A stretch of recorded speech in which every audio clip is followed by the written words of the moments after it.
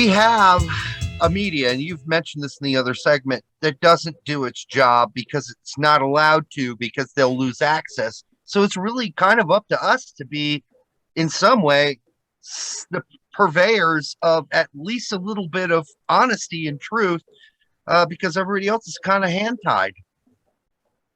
Yeah, they can't, right? Like, well, I mean, in the other segment, you guys already broke that down of how they can't ask the tough questions. Well, I mean, they can, but it's only going to happen once, and then the next time they're out. Yeah. So, yeah, we're pretty much us on YouTube, some people on Twitter. I don't know much about podcast. I don't listen to podcasts, so I don't know. But yeah, we do need to um, hold them accountable, right? A little bit of accountability if we have any much of a voice, right? And I think we do have a little bit of a voice right now. There's still many soccer fans to find all of us, but we have a little bit of a voice. And it's the only way any accountability will happen, because if it's up to the media, it ain't happening. Yeah. Exactly. And I think we're forming a community here that, and we all do it differently. We all do it differently. There's no, if you can get a whole different vibe watching all the different shows, and I think that's fantastic. And I don't know if you want to comment on that at all, but I think there's something good going on here. Yeah, I think I don't know, I think US soccer has always lacked coverage, right? It's always lacked coverage. And many people are going to disagree with me. I don't give a shit. The thing is, and they're going to Amen. say I'm just being Brazilian. But the thing is, I grew up in Brazil and I see what actual soccer coverage is. And I'm not saying that we cover it better. That's not my point. What I mean by actual soccer coverage is covering everything, the good, the bad, the players abroad, the domestic players, the issues here, the issues there, a lot of talk. And this, the United States does not have on the regular media. And I can't speak on behalf of podcasts because, as I said, I don't really listen to them. I only watch YouTube. So I'll watch your channel. Usually, what your channel, I will listen it almost as a podcast. Like maybe I'll be biking and I'll put it on because I don't have to see visuals. Then I'll watch 11 Yanks. Then I'll watch or Yank Report, whatever it is. There used to be Kicking It with Drew, but Drew stopped now because life took over him, obviously, unfortunately. Or fortunately, right? Because he had a kid, so that's a blessing. What am I Yeah, saying? that changes a lot of things. Yeah. Yeah. So my point is, I think it needs coverage. And if you look at our channel, and I know you guys watch, so you definitely know. For example, that's the whole purpose of my U.S. Men's National Team Abroad series. I'm just trying, look, no one in the media covers this. And I know there's people that work. Well, most people work, right? People are working, they're busy, they have lives. Let me summarize it for you. Let me put how our players did for you in 15, 20 minutes. So that guy that worked all week, all weekend, he's busy. He can sit down and I listen to it. It's like, all right, this is how the Yanks did abroad. That's good to know how they're doing. They're doing well, they're doing poor, because the media doesn't do it. Along with bringing player interviews, player bios that I've done, it's always my goal. And I mean, any videos you guys watched, my goal is always to get a topic that someone doesn't have enough time to maybe research, or just because there's life, right? People work. And I work with soccer and I just live with soccer. I'm a sick person. I'm crazy for this sport a little bit too much.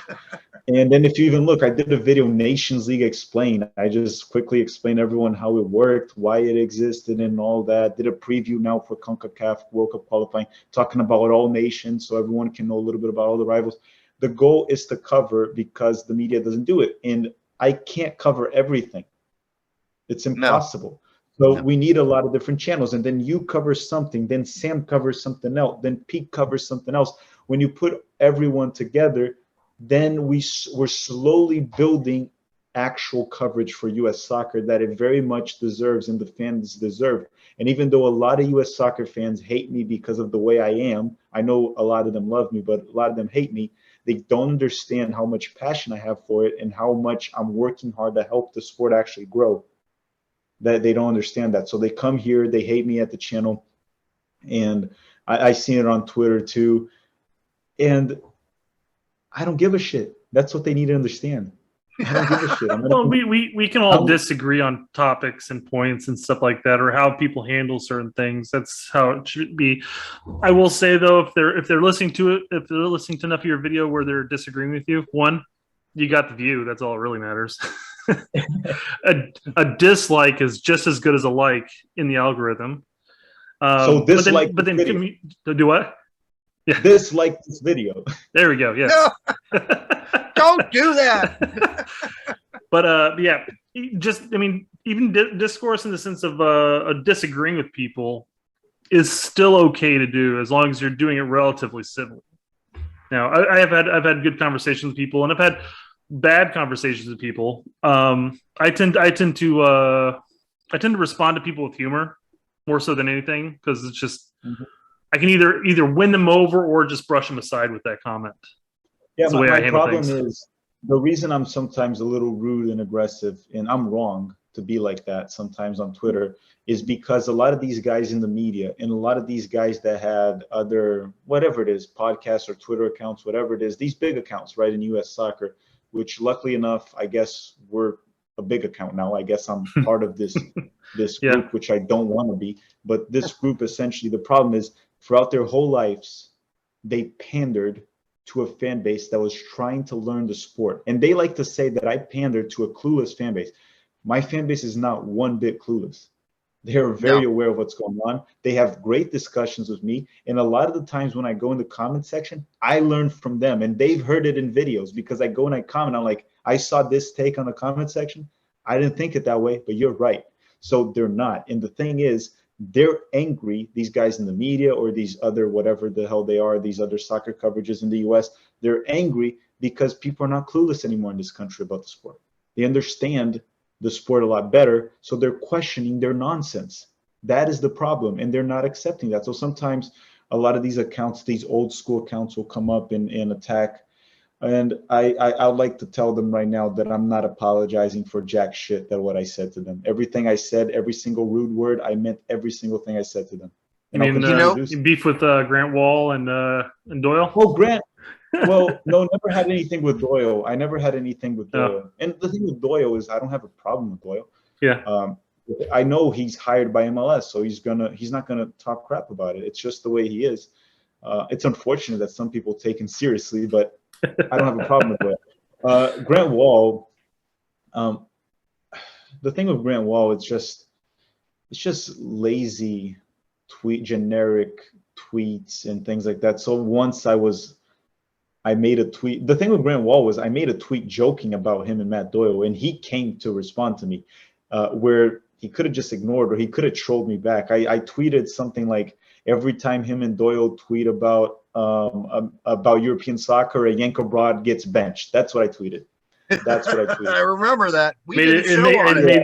It's a Wonderful Life reference to that quote, actually. It's true. A lot of them are getting benched. So, but the thing is, it was just a troll tweet. But at a certain way, my criticism was, you guys have made some pretty bad tweets about European soccer. And that's what I was saying. Then Grant Wall got all offended about it. Stu Holden was one that I had an issue with because of his lazy analyzing of Qatar, which the reason I also criticize it is because Stu is a player. So I know he can do better. If he just puts in a little bit of work in regards to analyzing, he understands enough of the game to analyze a team properly. But, it's just kind of like, I get paid a lot of money for this. Why would I waste my time doing more work than I need to? Gotta come up with 3 lines to say on TV.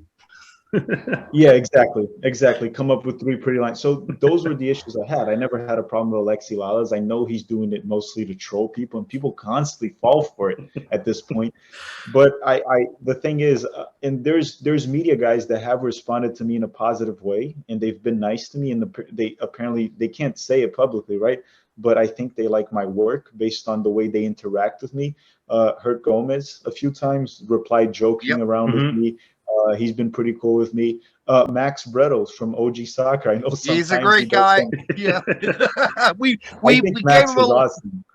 We've given him a little bit of the shank on these 3 segments, but we actually have interviewed a lot of his good friends, Mark Rogolandino, and you know, we don't know him personally. We know other guys that are close to him. We know Max is a great guy. We Mhm. just No, Max is disagree. great. I know he does some like sometimes he brings some craziness to the bit, but I like that too. I have watched the OG soccer.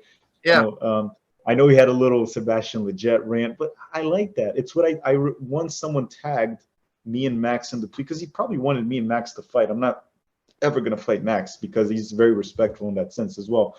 And this guy tagged me and Max. It was 2 weeks ago, and he was like, if you say a lie long enough, it becomes the truth. And this guy is a Lletget fan. So he was like kind of like directing it to me, saying that I'm lying about Lletget not being good enough. And Max believes Lletget is good enough. And he tagged me and Max, probably trying to get me and Max to argue. To which I replied to the guy just saying, look, which one is the lie though? Because both sides repeat the same opinion several times. Like Max will repeat that Lletget is good enough. I'll repeat that he's not. Which one is the lie? We don't know. Yeah, it's a crazy world we live in.